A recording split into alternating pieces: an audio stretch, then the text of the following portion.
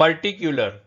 Particular શબ્દનો અર્થ ખાસ, વિશેષ, સવિશેષ, અમુક, ચોક્કસ, ચીવટવાળું, ચોકસાઈવાળું, સચોટ, યથાર્થ, દુરાધ્ય, મુશ્કેલીથી પસંદ કરી શકાય તેવું, બહુ બારીક જોનારું કે વિગતવાર હકીકત થાય છે. પર્ટિક્યુલર શબ્દને આપણે વાક્યમાં પ્રયોગ કરીને સમજીએ. That particular model is not currently in stock.